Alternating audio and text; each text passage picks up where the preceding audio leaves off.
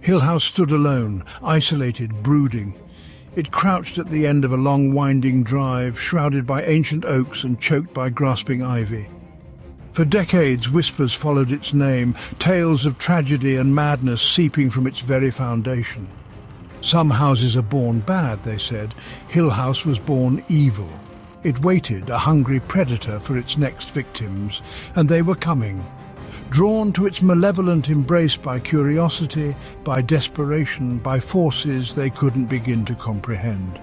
Hill House was patient. It always got what it wanted.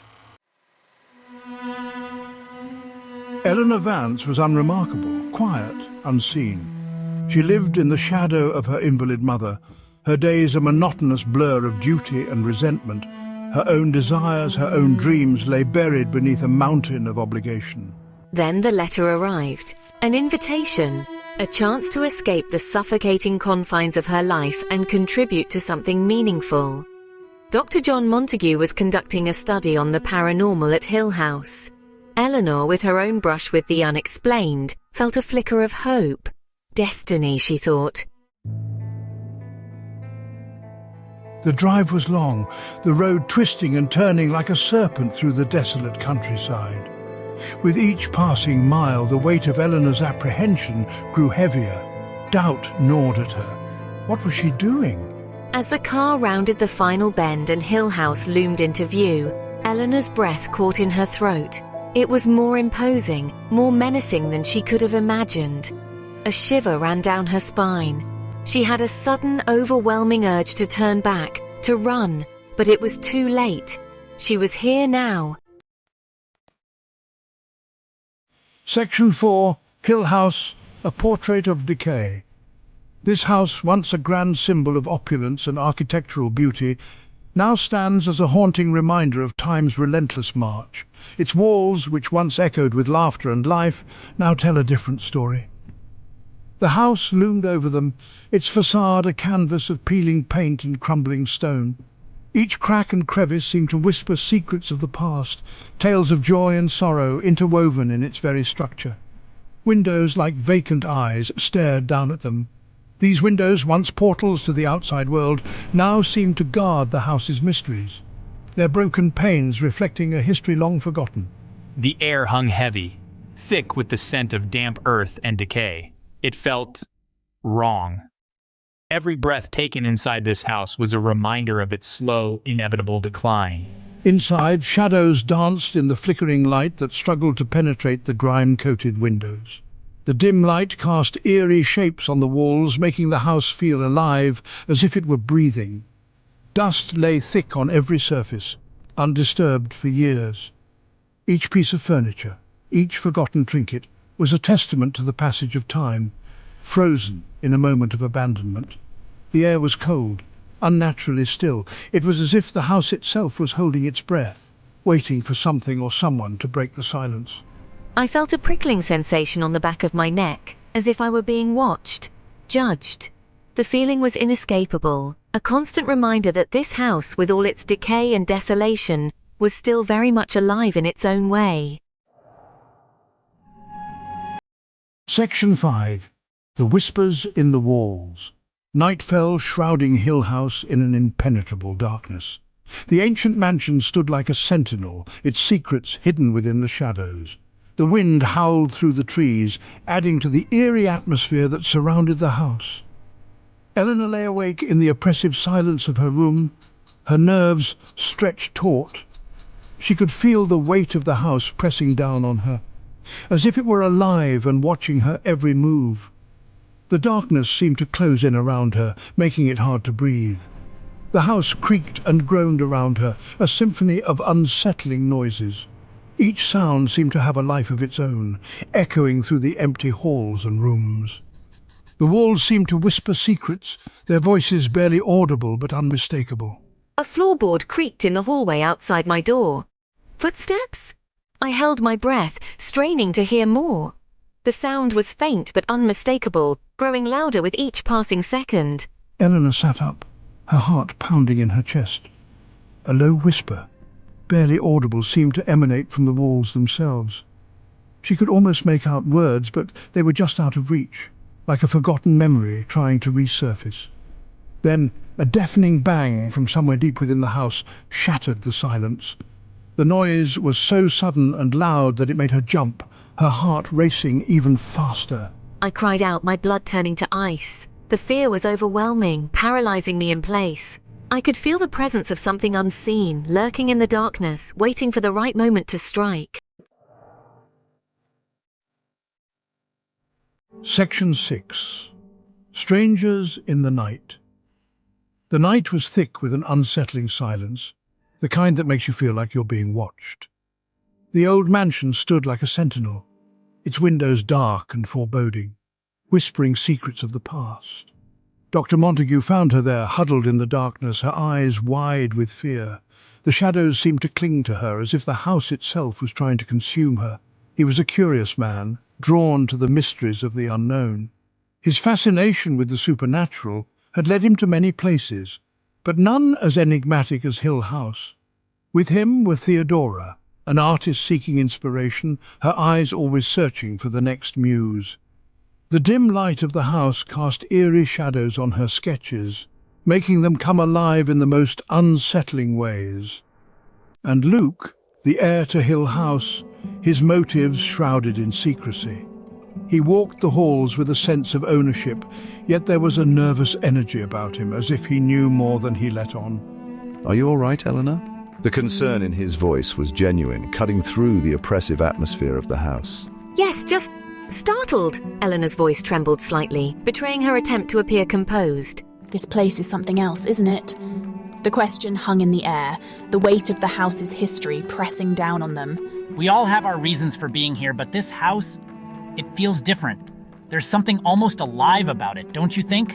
They exchanged uneasy glances, each harboring their own reasons for being there, their own fears. The house seemed to sense their trepidation, its walls closing in ever so slightly. But in that moment, united by the shared experience of the house's unsettling presence, they were strangers bound by a common thread of apprehension. The air was thick with unspoken words, each of them wondering what the night would bring. The house had a way of revealing truths, and they all felt that something was about to be uncovered, something that would change them forever. Section 7. The darkness gathers. The house was awake now. It had tasted their fear, their curiosity. It craved more.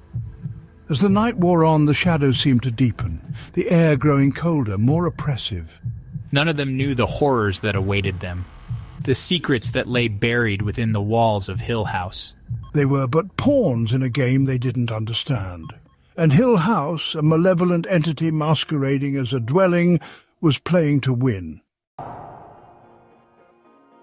The air in Hill House grew thick, heavy, almost suffocating.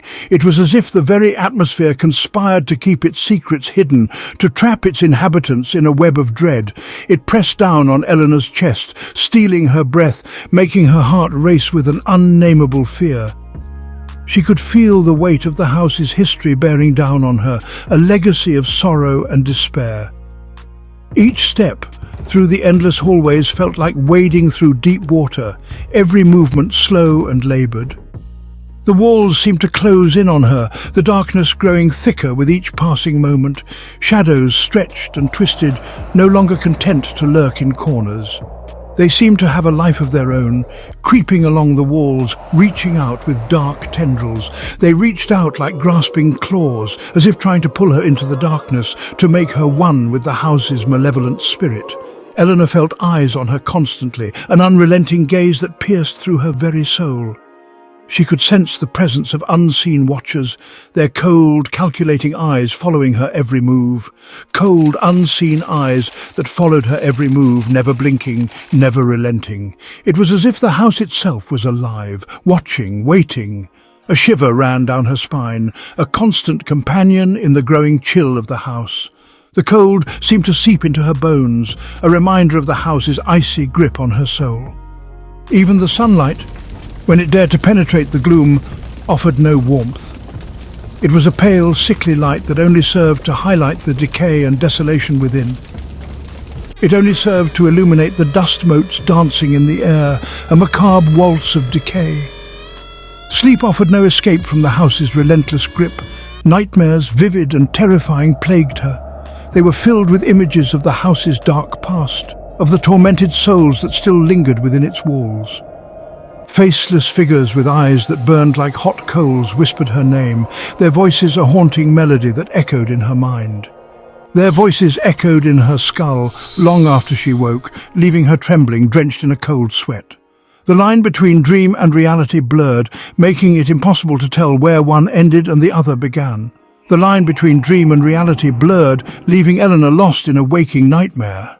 She wandered the halls in a daze, unable to escape the house's sinister influence, trapped in a shroud of fear that seemed to have no end. The whispers started subtly, almost imperceptibly at first. A breath of air against her ear when no one was near, a sensation so faint it could have been imagined. Her name, a hushed murmur in the dead of night, seemed to float through the darkness, carried by an unseen force. Eleanor tried to rationalize them, to attribute them to the creaking of the old house or the wind whistling through the eaves. She told herself it was just the house settling, the natural sounds of an old building. But deep down, a primal fear bloomed in her chest, a fear that she couldn't shake off no matter how hard she tried. She knew, with a certainty that chilled her to the bone, that she was not alone. Then came the touching, the physical manifestation of her worst fears. A feather-light brush against her cheek, a cold finger tracing a line down her arm. It was as if the house itself had come alive, reaching out to her with invisible hands. Each touch sent a jolt of terror through her, leaving her gasping for breath, her heart racing as if it might burst from her chest. She would spin around, heart pounding, only to find herself alone in the oppressive silence of the house. The silence was deafening, a stark contrast to the whispers that haunted her. The other residents of Hill House, Theodora, Luke and Dr. Montague, tried to reassure her. They gathered around her, offering words of comfort and logic. They offered logical explanations, attributed her experiences to stress and exhaustion. They told her that the mind could play tricks, especially in a place as old and eerie as Hill House. But their words rang hollow in Eleanor's ears. She could see the doubt in their eyes, the uncertainty that mirrored her own. She saw the doubt in their eyes, the fear they tried to conceal. They were just as scared as she was, though they tried to hide it behind a facade of calm. They felt it too, the growing darkness that permeated every inch of the house. It was as if the house itself was alive, feeding off their fear, growing stronger with each passing day. Night in Hill House was a living thing, a sentient entity that breathed and pulsed with a life of its own. The silence was shattered by groans and creaks, the sounds of a beast shifting in its sleep. The wooden floors and beams groaned under an invisible weight, as if the house itself was stretching and waking from a long slumber. The walls themselves seemed to pulsate with an unseen energy, a rhythmic throb that matched the heartbeat of the house. It was as if the very structure was alive, breathing in the darkness. Shadows danced with renewed vigor, taking on monstrous shapes that writhed and contorted in the flickering candlelight. They seemed to have a life of their own, moving in ways that defied logic and reason, creating a macabre ballet of darkness. Doors slammed shut with a resounding boom, seemingly of their own accord.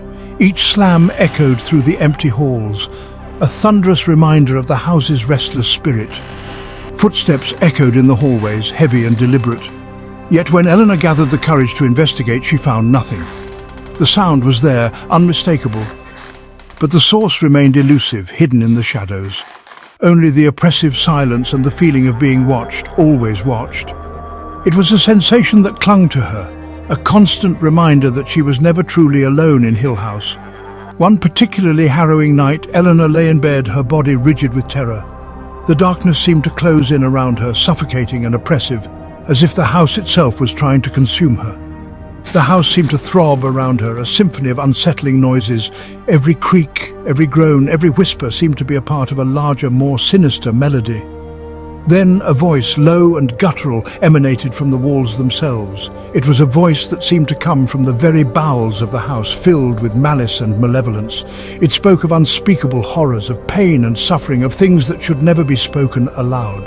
The words were a dark incantation, a spell that seemed to bind Eleanor to the house.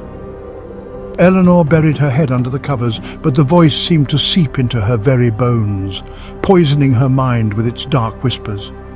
It was a nightmarish symphony that played on her deepest fears, a relentless assault on her sanity.